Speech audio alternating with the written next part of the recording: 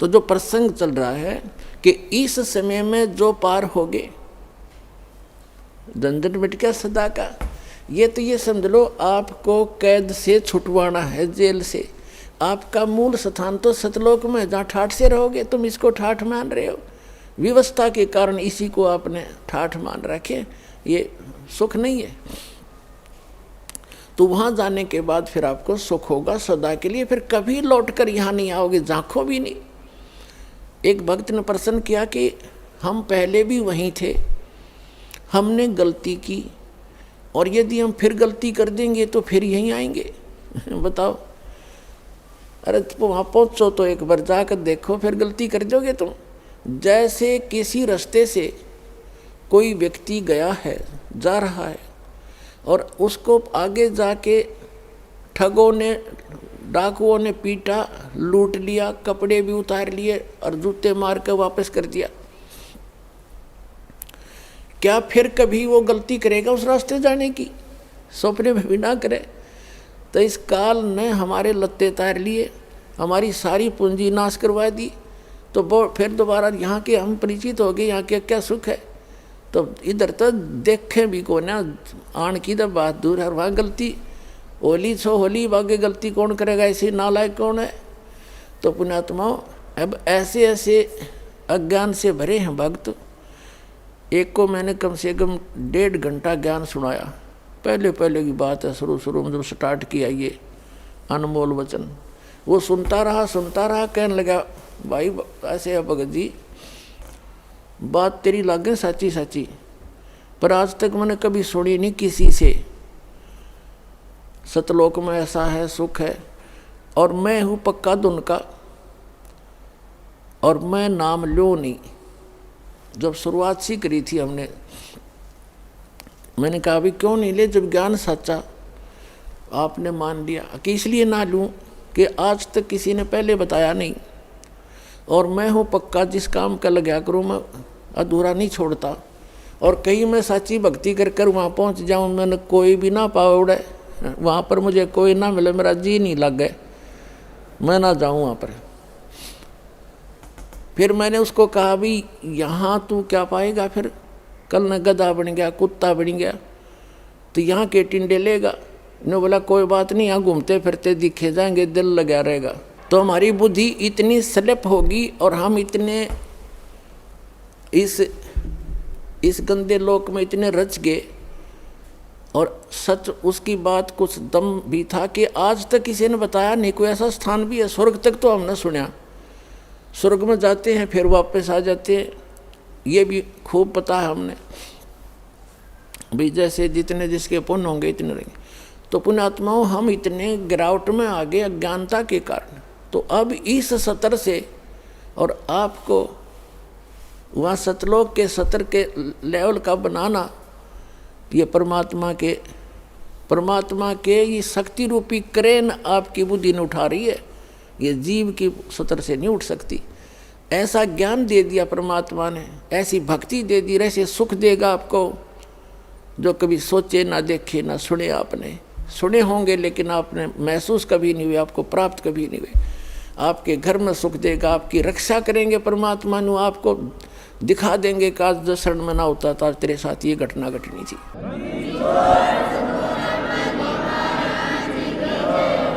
तो फिर अपने आप मान लेंगे कबीर इज गॉड। कबीर तो गॉड है ही है, लेकिन हम आपको गॉड को गॉड ही सिद्ध करने के लिए दास ने इतनी मेहनत और प्रयत्न, इतने प्रमाण दिखाने पड़ते हैं। तो प्रसंग है ये कि इस समय में जो पार होगे, हजारों वर्ष चलेगा ये ज्ञानी, पूरी पृथ्वी पर होगा, और सभी ये बकवाद छोड़ देंगे। मांस खाना, शराब पीना, तंबाकू प्रयोग करना, चोरी जारी, ठगी, बकवाद, हेरा फेरी, सारा दिन कर्म फोड़े। और किसके लिए? 2 रोटी के लिए। और धन जोड़े, बैंक बैलेंस बनावे, और कल मृत्यु हो जा, फिर कहाँ जाओगे? गधे बनकर धक्के खाओगे। तो ये ज्ञान होगा तब भय बनेगा, और भय बिन भक्ति बनती नहीं। तो जैसे फिर क्या होगा, कुछ वर्षों के बाद जो व्यक्ति पार हो गए और जो बीच में स्लिप कर गए वो नहीं पार हो पाए, लेकिन गुरुद्रोही नहीं बने। गुरुद्रोही जो बनेगा उसको भगवान साथ नहीं देगा। सतगुरु से, वैसे तो गुरु से विमुख होगे तो भी हानि घनी होगी, और गुरुद्रोही की को तो परमात्मा कहते हैं असंग जन्म तक फिर मनुष्य जीवन ही नहीं मिलेगा। अब गुरु विमुखा, गुरु जी से विमुख जो होगे, विमुख का अर्थ होता है साधना को छोड़कर, और तो साधना करे नहीं सकता आदमी जो इस ज्ञान को समझ लेगा, वो भक्ति यहाँ से चलेगा, भक्ति नहीं कर सकता, और अब बकवादों में लग जा दूसरी बात। इससे क्या होता है कि कुछ दिनों में आपको इतना सुख देगा ये परमात्मा, आप पुराने दुखों को भी भूल जाओगे। और जब ज़्यादा सुख हो जाता है तो आदमी भगवान से विमुख अवश्य होता है। तो ये सावधानी बरतनी है कबीर साहब इसके। अब कुछ परमात्मा आपको क्या करेंगे, आपको थोड़ा बहुत कष्ट बनाए रखेंगे ताकि आपको पुराने दुख भी याद आए जा। ऐसा दुख नहीं देंगे जो आपको घनी हानि कर जा, पर थोड़ा बहुत आपके हृदय में ये बना रहेगा कि ये थोड़ा बहुत, ज़्यादा नहीं होने देंगे। इसलिए करेंगे। कबीर साहब कहते हैं, कबीर सुख के माथे पत्थर पड़ो, जिस ते नाम हृदय ते जावे, और बलिहारी उस दुख के जो पन पल नाम रटावे। परमात्मा ने कहा भगवान इसे सुख का आग लगे जो आपसे दूर करे, और ऐसा दुख हमें दिए रखना मेरे दाता जिससे आपकी याद बनी रहे। इतना कष्ट आपको अवश्य देगा। ये एक परमात्मा का फार्मूला है, नहीं तो आप भूल जाओगे भगवान को। ये आपके लिए वरदान बना रहेगा, ये सत्कर मानना। किसी भी प्रकार का देवों से सारे शरीर में थोड़ा बहुत रह के ठूठा, बाकी हानि नहीं होने देगा, आपकी भक्ति सुचारू करवाओगा। और जो गुरु जी से विमुख हो जाते हैं, नाम छोड़ जाते हैं, अब जैसे आप नाम से जुड़े हुए हैं, कोई गलती भी करोगे आपने ऐसा झटका देगा परमात्मा, आप कांप जाओगे, दोबारा उस गलती को करो नहीं, गिर आकर माफ़ी मांगोगे, दोबारा उपदेश लोगे, कनेक्शन जुड़वाओगे। और जो क्या करते हैं, जैसे 2-3 बार नाम खंड कर दिया और फिर जानबूझ के भी कर, मजबूरी में हो जा, अज्ञानता से हो जाता है, उसका विकल्प है दोबारा दीक्षा ले लीजिए, आपका कनेक्शन कट गया, दोबारा जुड़वा लीजिए, अपना अक्षमा याचना करें 100 बार। और जानबूझ कर गलती करोगे फिर आप विमुख होगे भगवान से। आप बेशक गुरुद्रोही नहीं हुए तो धीरे धीरे क्या होगा, आपका कनेक्शन कट गया। कनेक्शन कटने से उससे पहले जो आपने भक्ति साधना की भगवान की, ये सत्य साधना जो आपको दे रखी, इससे आपके बहुत गने भक्ति पुण्य इकट्ठे हो गए और आपने नाम भी त्याग दिया, यहाँ आना भी बंद कर दिया, और घर पे भी आप रहने लगे। कभी मंत्र करोगे, कुछ दिन तो करोगे लगातार, लेकिन फिर काल नहीं करने देगा और बकवादों में बढ़ जाओगे, और फिर भी आप सुखी होगे। क्यों होगे सुखी? क्योंकि आपने जितनी बैटरी चार्ज कर ली 1 वर्ष 2 वर्ष 4 वर्ष यहाँ रह करके इस सत भक्ति से, तो वो तो आपके साथ है। लेकिन भविष्य में आपका चार्जर ठीक नहीं रहा तो एक दिन वो पिछले पुण्य समाप्त होंगे और कैर फिर शुरू होंगे। अब जैसे कई भक्त अब तो खैर नहीं जाएंगे, अब तो ज्ञान हो गया, बुद्धिमान हो गए। शुरू में हमारे साथ बड़ी समस्याएं रही। कोई शुरू में आए, उनको इतना सुख दिया, 1-2 वर्ष रहे, फिर छोड़ छाट गए। कोई लोक लाज में आके, कोई वैसे बकवादों में। तो वो क्या कहा करते कि हमने नाम भी छोड़ दिया, हम तो फिर भी सुखी हैं, क्या रखा है उसमें। अब उनकी ऐसी ब्रांड मैटी हो रही है, दुर्गति, अब दोबारा आने लग रहे हैं, वह पूंजी खत्म होगी। तो कहने का भाव ये है कि जैसे वो ये कहते हैं कि हमें कोई दुख नहीं अब, और तुम भक्ति कर रहे हो तो भी क्यों आप महसूस करोगे कि इसने नाम भी छोड़ दिया, और यूँ कह मुझे कोई दुख नहीं, सारे ठाठ से दिखे इसका। और आप फिर भी ये कहते हो कि मुझे थोड़ी बहुत कोई शरीर में गड़बड़ सी है या कोई और छोटी मोटी लॉस, और वो छोटा मोटा जो लॉस होगा पुण्यात्माओं, लाखों का हजारों में टालेगा भगवान आपका। आपने वो भी गणा दिखेगा फिर बिना ज्ञान के। तो उसके लिए एक प्रमाण है, जैसे कोई बच्चा विद्यालय में पढ़ रहा है और वो ठीक से पढ़ाई करके नहीं आता है, तो अध्यापक उसको खुरकाता है, धमकाता है, एक आधा थप्पड़ भी लगा देता है, और उसको उसके भविष्य को उज्जवल बनाने के लिए, उसको ठीक लाइन पर रखने के लिए। और एक बच्चा विद्यालय त्याग गया और वो सारा दिन गधा पर बारी लेता फिर, घूमता फिर, गधों की सवारी कर रहा है, कभी वृक्षों पर चढ़ रहा है, बनी में घूम रहा है, तो उस बच्चे ने, वो बच्चा क्या कहता है कि अब मुझे अध्यापक कुछ नहीं कहता, देखो मैं तो ठाठ से अपना मनमर्जी कर रहा हूँ। तो वो उस टीचर के क्राइटेरिया से बाहर हो गया, वो उसका नाम कट गया, वो अपने कर्म फोड़ रहा है। और जो बच्चा विद्यालय में पढ़ रहा है वो उसको इसलिए खुरकाया धमकाया जाता है कि उसका भविष्य बन जाए, और वो सफल होगा। वो फिर आगे चल के जो नाम त्याग गया, नाम जिसका कट गया यानी विद्यालय से, आगे चल के वो मजदूरी करेगा और वो एक अच्छा अफसर बन के या कोई अच्छा बिजनेसमैन बन करके सुख पाएगा। तो इस प्रकार जो परमात्मा के ट्रीटमेंट में है, आप स्टूडेंट रहोगे जब तक परमात्मा के, आपको गलती करोगे झटके भी देगा, छोटा मोटा आपको खुरकावा धमकावेगा किसी भी कारण से, आपको सुचारू रखने के लिए। और जो चले गए नाम कटवा के, उनको आगे पता लगेगा वो किसी बैरिस्टर बनेंगे। अब जैसे ये दास जूनियर इंजीनियर सिविल की सर्विस किया करता था हरियाणा गवर्नमेंट में, उस समय हमारा भी एक नहर का काम चल रहा था, एक रोड का काम चल रहा था साथ साथ। तो वहाँ जो रोड के ऊपर मिट्टी डाल रहा था, और वहीं एक एक्सीडेंट आ गया उस B&R का, और अब वहाँ देख कर सारा उनके काम को चेक करके चला गया। उसके जाने के बाद वो व्यक्ति जो वहाँ मजदूरी कर रहा था, वो कह रहा है कि ये मेरा सहपाठी था एक्सीडेंट, ये मेरा क्लास फेलो था 8वीं तक, मैं पढ़ा नहीं, ये इंजीनियरिंग कर गया। आज देखो मैंने अपने कर्म फोड़ दिए, मेरे बच्चे तो यहाँ मिट्टी में लेटे हुए हैं वृक्ष के नीचे, और ये आज गाड़ी में घूम रहा है। अब परमात्मा कहते हैं जो भगवान से दूर हो गए और इस परमात्मा के विद्यालय में नहीं रहे, वो बाद में न्यो रोया करेंगे जैसे वो रो रहा था। तो कबीर साहब कहते हैं, अच्छे दिन पाछे गए और गुरु से किया ना हेत, अब पछतावा क्या करे, बिरा चिड़िया चुग्गी खेत।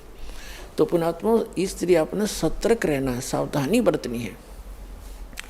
अब जो परमात्मा से, ये तो विमुख हो गया, जैसे किसी ने सारनाम भी प्राप्त कर लिया, सतनाम तक प्राप्त कर लिया, क्या होगा, और वो विमुख हो गया। एक तो गुरुद्रोही होता है, एक गुरु से विमुख हो जाना। तो परमात्मा कहते हैं, गरीबदास जी ने कहा कि गुरुद्रोही की पैड़ पे जय पगावे वीर, और 84 निश्चय पड़े सतगुरु कहें कबीर। जो गुरुद्रोही हो गए उसकी पैड़ पे पैड़ यानी उसके कदम पर, उसके पैर के चिन्ह पर अगर आपका कदम रखा गया, कहते हैं तो भी 84 लाख योनियों में जाओगे। वो गुरुद्रोही जो हो जाता है। गुरुद्रोही कौन होता? जो गुरु जी की निंदा करता है और इस नाम को त्याग जाता है, कोरी बकवाद गढ़ता है, झूठ बोलता है, नरे आरोप लगाता है, वो गुरुद्रोही हो गया। और उसकी पैड़ पे पैर रखना, कहते हैं 84 निश्चय पड़े नो सतगुरु कहें कबीर। गरीबदास जी ने अपनी इस अमृतवाणी के साथ अपने परमात्मा कबीर जी की छाप साथ सहयोग लिया है कि ये भी ऐसा ही कहते हैं। अब पैड़ पे पैड़ रखना ये नहीं है कि गुरुद्रोही जा रहा है, आप वहाँ पीछे पीछे जा रहे हो तो उससे वो नहीं कि उसके कदम पे कदम नहीं रखना। अगर जैसे घर का कोई सदस्य हो जाए गुरुद्रोही, उसकी गुरुजी के बारे में जो वो बकवास करता है या भगवान के बारे में, उसकी हाँ में हाँ नहीं मिलावे, उसकी बात को हृदय से भी नहीं मानना कि सच्ची कह रही है, उसने सोचे बकवास करता है और करता रहेगा। उसके कहे अनुसार अपने हृदय में जरा भी कमजोरी नहीं आने दे, तो साथ रहकर भी वो उसने कदम से कदम नहीं मिलाया, उसकी पैड़ पे पैड़ नहीं रखी। गुरुद्रोही की पैड़ पर जय पगावे वीर, 84 निश्चय पड़े नो सतगुरु कहें कबीर। ये इस तरह पैड़ होता है, इन्होंने किसी कदम पर कदम रखेगा उससे चिंतित हो जाओ तुम, ऐसा नहीं। फिर गुरु विमुखा, सतगुरु विमुखा युग युग रोए, ओहे मानुष जन्म पाके खोए। जो गुरु जी से विमुख हो गए कहते हैं वो युग युग रोए और मनुष्य जीवन पाके खोए। अब जैसे जो सतगुरु विमुख हो गए युग युग कैसे रोएगा।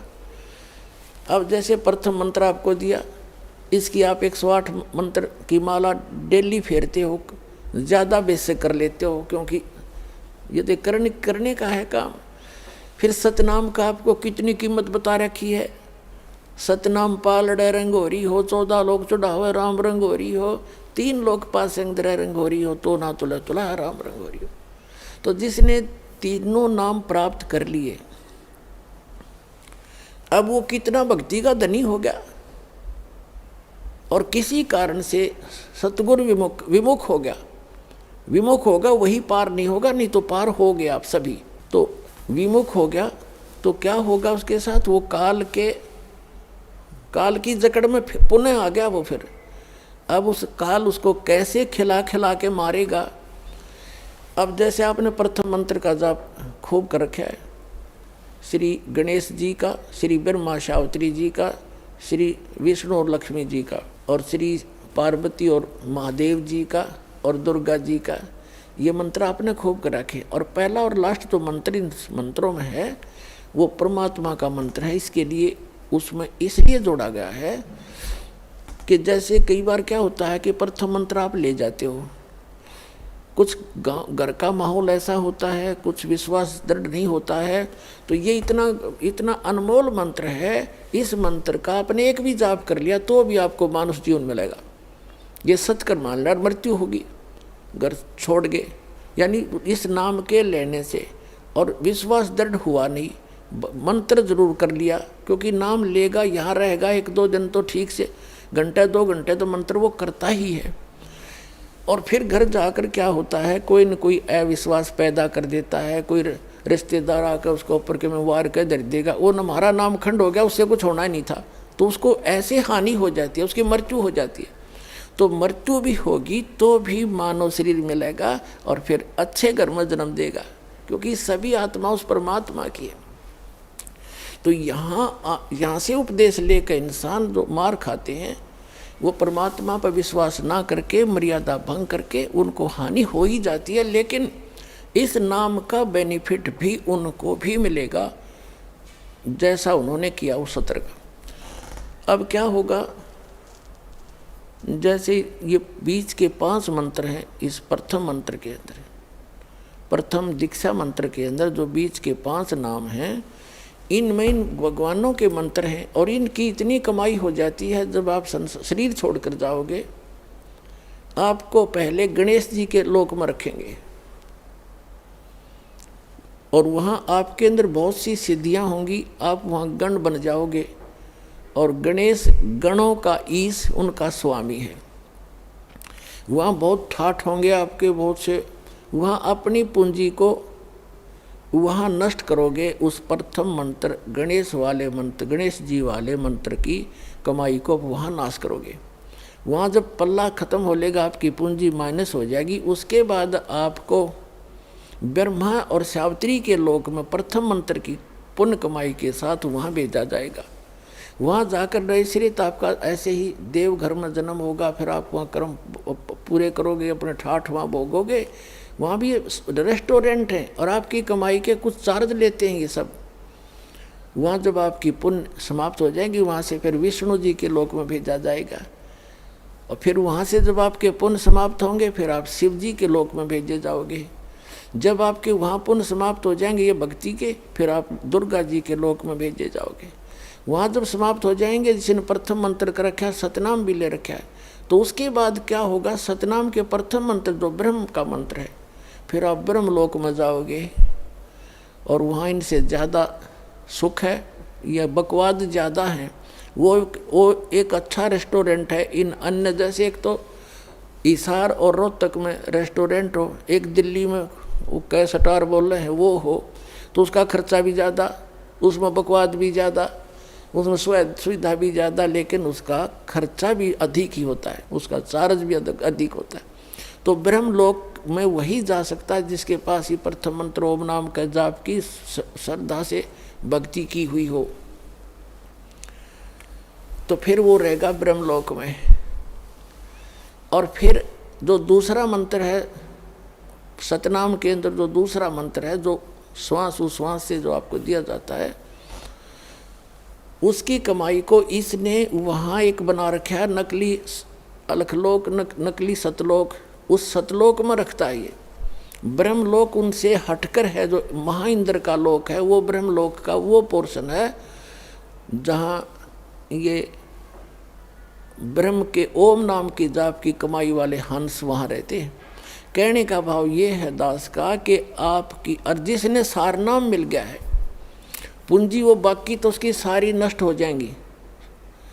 सारनाम जिसको मिल गया है और आपको याद आ गया उस समय भी, यदि पहले याद आ जाता है, जैसे आप गणेश जी के लोक में गए या विष्णु जी के लोक में गए और वहाँ जाते ही आपको याद आया कि मैं तो गलत होगी, यहाँ तो मेरी सारी पूंजी नाश होएगी, रोज की उनको दिखाई देती है बैंक बैलेंस, जैसे जैसे पैसे निकालते हो और उसमें डेली निकल आ जाती है रिपोर्ट, ऐसे वहाँ डेली चलता आपका इतनी पूंजी खत्म होगी, इतनी आज इतनी, आज इतनी, आपने इतना खर्चा कर दिया।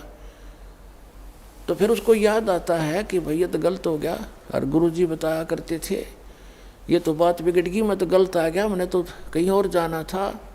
फिर उसको याद आ गई कि मेरा तो नाम कट्या होगा, फिर जब मैं यहाँ आ सकता हूँ वैसे तो आ ही नहीं सकता, नाम खंडवा होगा।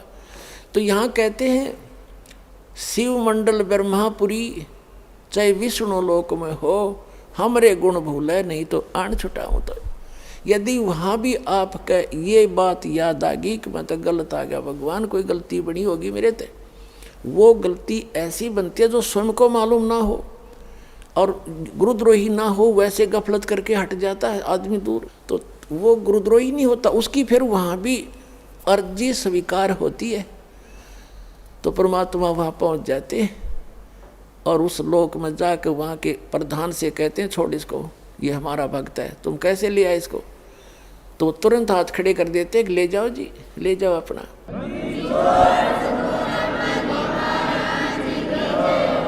लेकिन उस नालायक ने काम कितना बिगाड़ लिया,